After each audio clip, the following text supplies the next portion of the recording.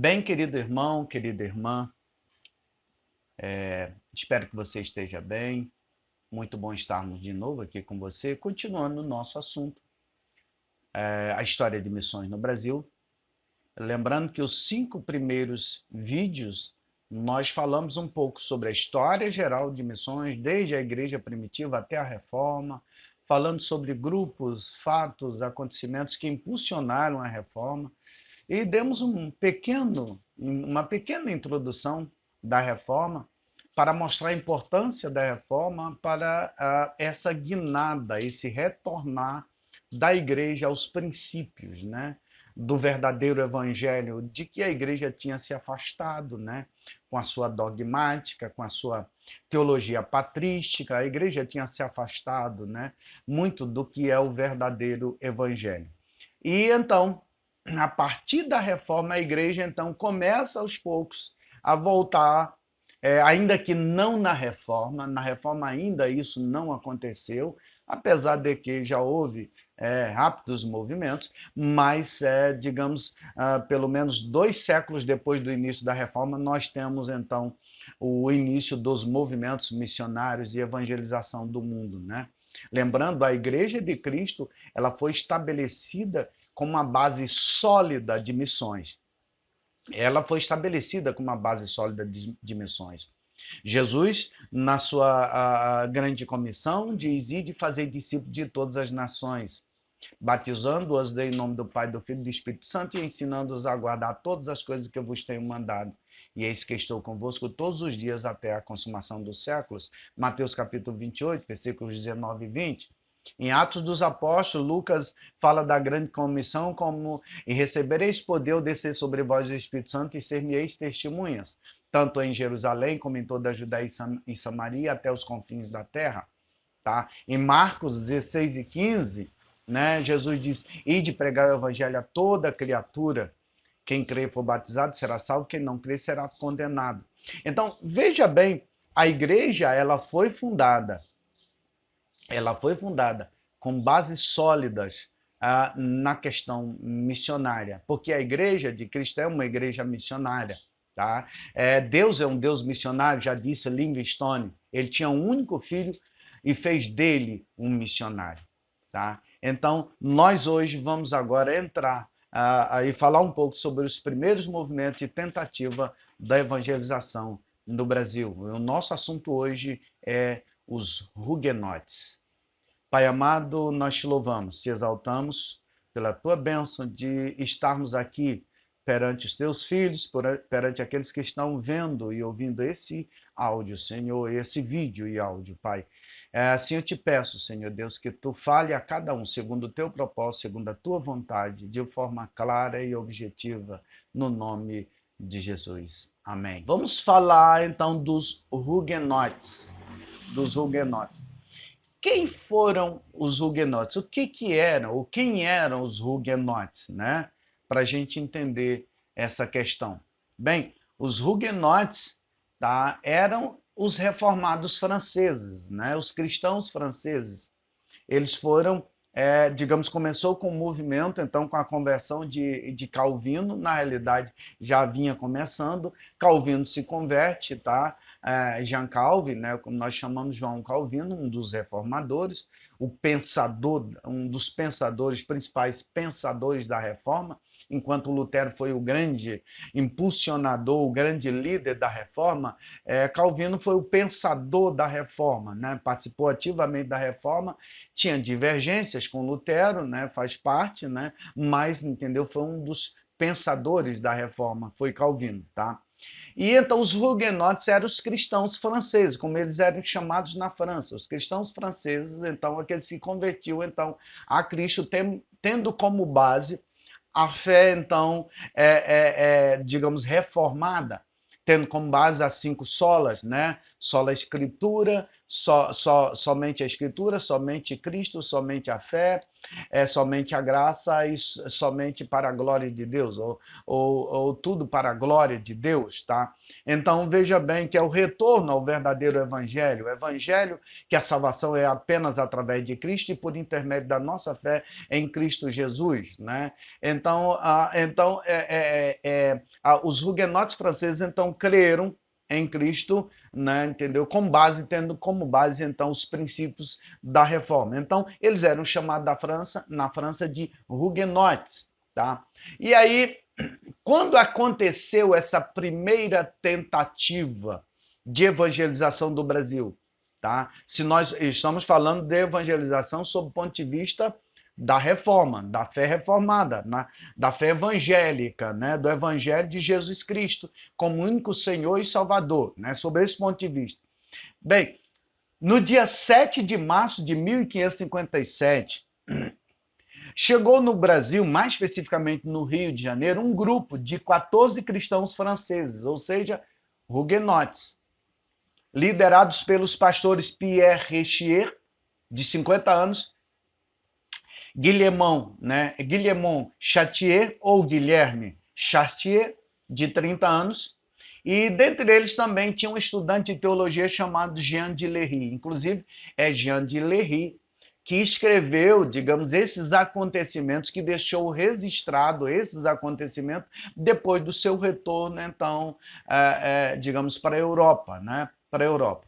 Então, esses cristãos chegaram aqui no dia 7 de março, né, ali na Baía de Guanabara, né, talvez você que esteja vendo esse vídeo, né, você seja aí do Rio de Janeiro, aí no Rio de Janeiro, eles chegaram aí na Baía de Guanabara, tá bom? E eles chegaram no dia 7 de março. E por que eles chegaram? Por que eles vieram? Como isso aconteceu? Né? Como isso aconteceu? Na realidade, esse grupo, né, veio ao Brasil a pedido do vice-almirante francês Nicolau Durand de Villegagnon. Quem estudou história sabe que Villegagnon, né, conhecido por nós, né, pelos brasileiros apenas como Villegagnon, ele foi um vice-almirante francês, então que ele veio ao Brasil, enviado pela França, liderou uma esquadra, né? Lá na Europa, né? Eles mentiram, a França mentiu, dizendo que Villegagnon vinha não para o Brasil, né? O que já tinha sido descoberto por Portugal em 1500, né? Mas ele estava procurando um novo caminho para as Índias, né? Lembrando, as Índias na época eram muito importantes por causa das suas especiarias, né? Para a conservação dos alimentos, tá? A Índia era muito importante e havia muita gente querendo chegar na Índia, né, com rotas alternativas mais perto para baratear o produto que eles iam, digamos, importar, trazer da Índia. Então a França mentiu sobre isso, mas na realidade a França tinha um objetivo. O objetivo da França era tomar parte do Brasil de Portugal, ou seja, né, era estabelecer no Brasil o que foi chamado por Villegagnon da França Antártica no Brasil. Tá? Então, Villegagnon, nessa época, né, 1556, mais ou menos, ele escreveu, ele chegou, lembrando, Villegagnon chega com a esquadra aqui no Brasil por volta de 1555, 1554, 1555, né? E se instalou no Rio de Janeiro. Portugal apenas tinha meio século que dominava aqui a região e não dava ainda para Portugal, digamos assim, cobrir todo o território brasileiro. Lembrando, o Brasil é um continente, na época não é o que é hoje, né? O deslocamento era basicamente de embarcações, de navios, e a navegação era muito lenta. Tá? Então, esse era o objetivo da França, era estabelecer no Brasil a França Antártica no Brasil, que foi chamada dessa maneira por Villegagnon. E Villegagnon, por volta de 1556, 2 anos depois que ele chegou, vendo a necessidade, então, de artesãos, né? Ele trouxe muita gente, lógico, principalmente da França, tá? Ele escreveu para um ministro do interior francês chamado Gaspard de Coligny. Gaspar de Coligny, ele era reformado, era um huguenote. Apesar do governo francês perseguir os huguenotes, perseguir os cristãos reformados, a França, a monarquia francesa perseguia, a monarquia francesa era católica, era dominado pela Igreja Católica, pelos católicos, né? E eles perseguiam, tanto é que em 1572, ainda um pouco depois de sair, 15 anos mais ou menos depois de sair, houve na França a noite chamada de Noite de São Bartolomeu, na França. É a noite, então, que foram mortos milhares de cristãos huguenotes, né? Ordenado pelo governo francês, mas com aval da Igreja Católica, né? Que dominava a França, tá? Então, veja bem, Gaspar de Coligny era ministro do interior, mas era huguenote, escondido, às escondidas, né? E aí o que aconteceu? Villegagnon sabia que Gaspar de Coligny era cristão, reformado, escreveu para Gaspar de Coligny, pedindo então a Gaspar de Coligny que intercedesse a João Calvino, ou Jean Calvin, que já morava na Suíça, na Suíça nessa época. Calvino já morava na Suíça, então ele pediu que Gaspar de Coligny escrevesse, intercedesse junto a Calvino, para que Calvino enviasse, então, digamos, huguenotes, enviasse cristãos reformados para o Brasil. Tá?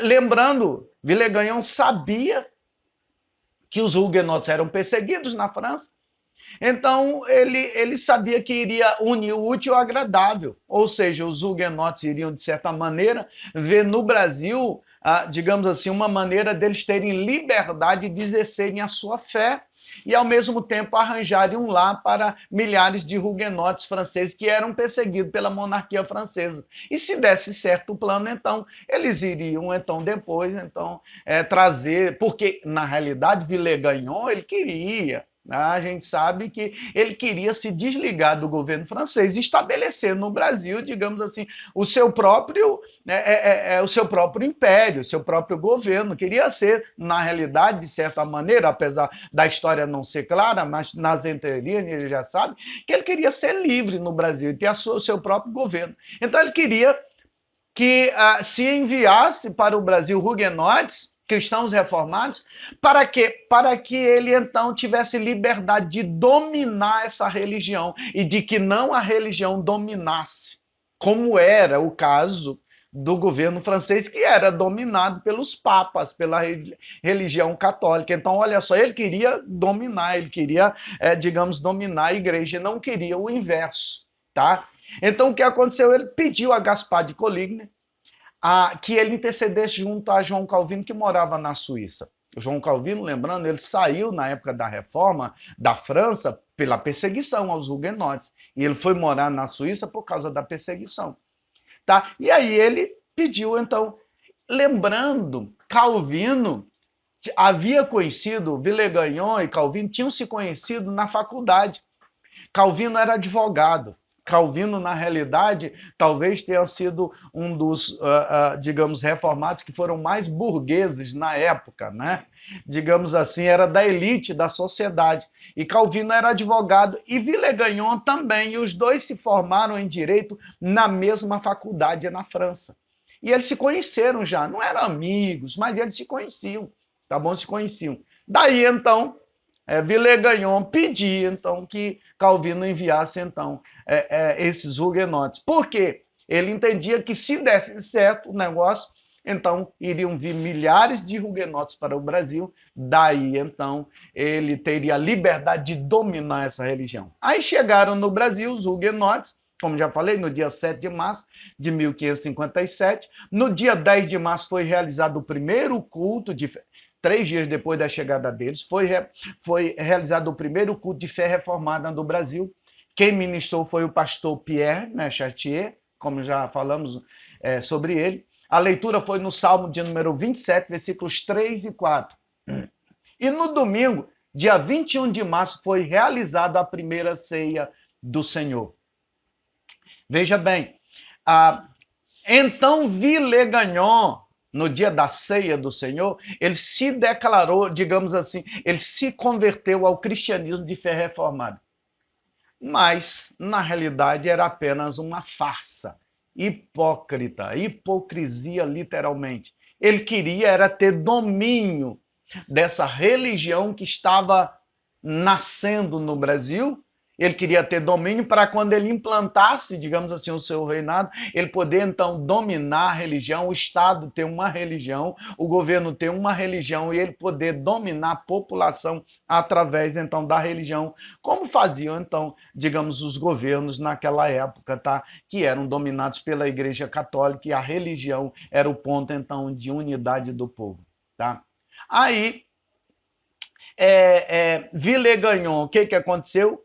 Quando Villegagnon tentou impor o seu desejo, inclusive, ele tentou impor o seu desejo querendo que os pastores, né, de fé reformada, os huguenotes, eles então ordenasse um dos amigos dele que veio nessa esquadra junto com os huguenotes, que não vieram só os huguenotes, vieram mais de 800 pessoas, inclusive ingleses e franceses também, vieram, digamos, artesãos, gente então para trabalhar, digamos assim, para ajudar na construção, digamos assim, da França Antártica no Brasil, vamos chamar dessa maneira. E aí o que aconteceu? Ele pediu que eles ordenassem um dos amigos dele a bispo da igreja. Ora, o camarada não era nem cristão de fé reformada.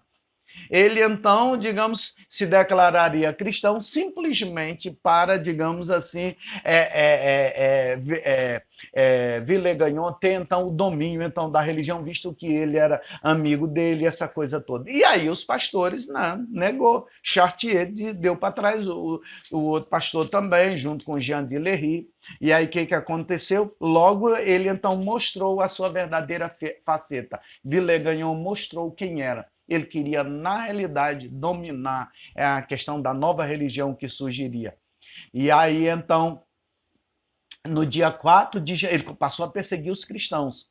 Muitos fugiram, mas foram capturados. Teve um que foi parar na Vila de São Vicente, em São Paulo, lá em São Paulo, no que é hoje a cidade de São Paulo, foi parar lá, mas todos foram capturados, né? Outros foram para a Floresta da Tijuca, viveram algum tempo entre os índios tamoios na Floresta da Tijuca e no Rio de Janeiro, né? Quem é do Rio de Janeiro sabe muito bem o que eu estou falando, né? Aí a Floresta da Tijuca, região então dos tamoios, né? E alguns viveram aí, inclusive Jean de Lery. Jean de Lery, que era o estudante de teologia, foi o único que não foi recapturado. Os outros todos foram recapturados. E aí, então, no dia 4 de janeiro de 1558, um grupo retornou para, digamos, a Europa, um grupo retornou para a Europa, na realidade pela Inglaterra, né? Retornaram, então, uma esquadra inglesa para a Inglaterra, tá bom? Mas 5 deles foram proibidos, pois foram acusados de serem hereges. Lembrando, então, que Jean de Lery ficou, então, na floresta entre os índios, ficou escondido vários meses na floresta entre os índios, e só mais tarde Jean de Lery conseguiu, então, voltar em uma nova esquadra inglesa, então, para a Europa, né, para a Inglaterra, né? Inclusive foi Jean de Lery que escreveu sobre tudo o que aconteceu aqui no Brasil, e isso passou para a história, né? E aí o que aconteceu? Um desses 5 que foram recapturados, né? Digamos assim, se retratou, tá bom? Jean de Lery, né? Na realidade, desculpem, Jean de Lery foi capturado, mas ele fugiu, né? E viveu entre os índios, né? E 3 deles foram mortos. Um deles, né, na realidade, não foi morto, né? Se retratou, entre aspas, né? Mas ele não foi morto porque Villegagnon precisava dele, ele era alfaiate, e aí Villegagnon precisava dele para então fazer as suas roupas e tal, essa coisa toda, tá? Mas 3 deles foram mortos a pauladas e estrangulamento, e foram lançados na Baía de Guanabara, ali na ilha de Villegagnon. Você aí do Rio de Janeiro, tá? Que está certamente nos vendo e ouvindo, você sabe onde é a Escola Naval. Não sabe onde tem o aeroporto Santos Dumont? Aí chegando na Praça 15, ao lado ali das barcas praticamente, tem o aeroporto Santos Dumont. Naqueles prédios grandes ali que tem para dentro do mar, depois do aeroporto, ali é a Escola Naval. Tá bom? É a Escola Naval, tá? Isso ali, na realidade, é a ilha. Quando você ouve falar na ilha de Villegagnon, as pessoas elas confundem muito aí no Rio de Janeiro, a ilha de Villegagnon com a ilha fiscal, que fica quem vem pela ponte Rio-Niterói, se você olhar indo para o Rio de Janeiro, se você olhar à esquerda, você vai ver a ilha fiscal ali. Tem a ilha de Villegagnon, depois tem a Ilha das Cobras ali, onde fica ali, digamos assim, uma parte ali da Marinha, na Ilha das Cobras, e depois tem a Ilha Fiscal. Tá? Então, ali é a Ilha Fiscal. A Ilha de Villegagnon é aquela ali que fica ali para dentro do mar, do lado do aeroporto Santos Dumont, né? Para dentro do mar. Então, foi ali que 3 cristãos, 3 servos de Deus foram mortos a pauladas. Foram mortos a pauladas ali e estrangulamentos, e foram lançados ali na Baía de Guanabara. Tá bom? Inclusive, o padre José de Anchieta, né? O padre português José de Anchieta, que tinha feito uma viagem para o Rio de Janeiro para tentar, digamos, de certa maneira, um acordo entre Villegagnon e os portugueses e tal, ele estava nesse instante. O grande padre José de Anchieta, o jesuíta José de Anchieta, estava aí, né, entendeu? Na morte desses 3 primeiros cristãos que foram martirizados no Rio de Janeiro. Tá bom? Por causa da sua fé em Cristo Jesus, considerado agora herege. Antes, Villegagnon disse que agora era cristão reformado, mas como ele não lhe foi permitido dominar a nova fé que estava surgindo no Brasil, então agora eles foram considerados hereges. E aí, queridos, acabou a primeira tentativa em 1558, tá bom? Acabou a primeira tentativa. No dia 9 de fevereiro de 1558, eles foram, então, martirizados. E aí, então, acabou a primeira tentativa. A primeira tentativa só durou 11 meses. 11 meses. E aí, você me pergunta, por que não deu certo a primeira tentativa de implantar o cristianismo de fé reformada no Brasil? Ou seja, nós, os cristãos reformados, toda a área tradicional, o chamado pentecostalismo tradicional, todos nós somos frutos da reforma. Tá? Por que não deu certo? Bom, primeiro, porque foi uma tentativa de Estado. Não foi uma tentativa, tá bom? Literalmente missionária. Foi uma tentativa de Estado. Sendo uma tentativa de Estado, o Estado então continuava agora dominando as situações. Segundo, porque os cristãos huguenotes vieram para o Brasil não foi especificamente com o objetivo de evangelização dos brasileiros, dos índios brasileiros. Eles vieram para o Brasil com o objetivo de fugir da perseguição na França, fugir da perseguição, então, que eram terrivelmente perseguidos, e achar uma nova casa, né, para eles, e daí, então, para eles poderem exercer a sua fé, digamos, de uma maneira livre. Deixa eu lhe falar uma coisa. Bom, igreja e Estado, já falei várias vezes, não caminham junto. Igreja e Estado é Estado, igreja é igreja, tá bom? Não pode haver essa associação igreja e Estado, tá bom? Uma coisa é uma coisa, como nós poderíamos dizer, outra coisa é outra coisa, tá bom? Em segundo lugar, missões não é fuga. Não, missões não é fuga. Né? Os cristãos huguenotes vieram ao Brasil tentando fugir da perseguição. O trabalho missionário, né, missões não é fugir dos problemas, fugir disso, fugir daquilo, não. Missões é a tarefa maior da Igreja de Cristo Jesus. Por isso que não deu certo.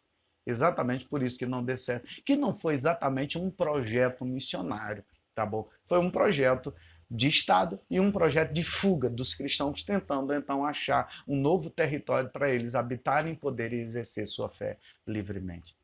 Então, que Deus nos abençoe, entendeu? A realizarmos a tarefa missionária que o Senhor nos confiou para ir aos povos da terra e dizer que Jesus Cristo é o Senhor. Não para fugir de problemas, não para fugir de situações difíceis, mas porque é uma ordem de Cristo. Ide e fazei discípulo de todas as nações. Pai amado, no nome de Jesus Cristo, eu te louvo por esse vídeo aula, Senhor Deus, que nós possamos estar convicto de que essa é a nossa grande tarefa. A tarefa missionária é a tarefa maior da tua igreja. Assim eu te peço e já te agradeço no nome de Jesus. No próximo vídeo aula, nós estaremos falando dos holandeses, das 2 tentativas dos holandeses no Brasil, da Igreja Reformada Holandesa no Brasil. Então nós vamos chegar lá no nosso próximo vídeo aula. Deus lhe abençoe, tenha um dia, noite, manhã abençoada, na hora que você estiver vendo e ouvindo esse vídeo aula. Deus lhe abençoe. Curta, compartilhe, tá bom? Comente nas redes, né? E se inscreva no nosso canal para a gente poder, então, cada vez mais melhorar o nosso trabalho de, digamos, conscientização da Igreja de Cristo sobre vários assuntos, principalmente a área escatológica e a área missionária. Deus lhe abençoe, no nome de Jesus.